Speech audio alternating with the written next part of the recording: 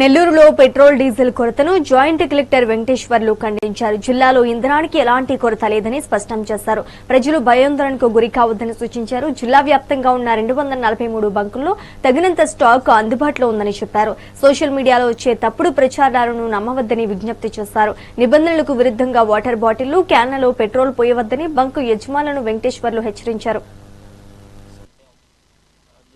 Joint collector తోటి అదేవిధంగా district supplies officers తోటి, సివిల్ సప్లైస్ అధికారులతోటి, అదేవిధంగా ఈ ఆయిల్ కంపెనీస్ సంబంధించినటువంటి అధికారులతో కూడా ఒక వీడియో కాన్ఫరెన్స్ కండక్ట్ చేయడం జరిగింది.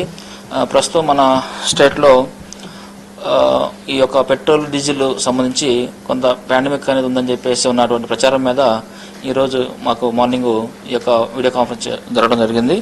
అందులో భాగంగా గౌరవ మంత్రివర్యులు అండ్ మన గౌరవ కమిషనర్ గారు కూడా చెప్పడం జరిగింది క్లియర్గా, ఎక్కడ కూడా ఈ యొక్క పెట్రోల్ అండ్ డీజిల్ సంబంధించిన నిల్వలు దానికి సంబంధించి సరఫరా సంబంధించి కూడా క్లియర్గా ఆయిల్ కంపెనీస్ కూడా మాట్లాడడం జరిగింది.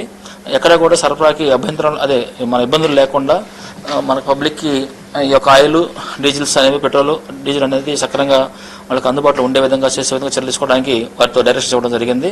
ముఖ్యంగా మన జిల్లాలో కూడా మేము తహసీల్దార్స్ని అండ్ మా సివిల్ సప్లైస్ డీటెయిల్ని వాళ్ళకు కూడా ఒక డ్రాఫ్ట్ ప్రొసీడింగ్ ఇచ్చేసి వాళ్ళని కూడా నిరంతరం అన్ని పెట్రోల్ బంకుల దగ్గర కూడా పర్యవేక్షిస్తూ ఏదైనా ఇష్యూస్ ఉన్నా కూడా మా దృష్టి ఏమని చేయడం జరిగింది.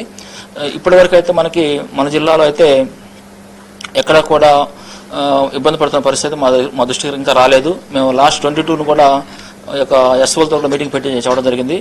ఐఓసిఎల్, బీపీసీఎల్ అండ్ హెచ్పిసిఎల్ అధికారులతో కూడా పెట్టడం జరిగింది.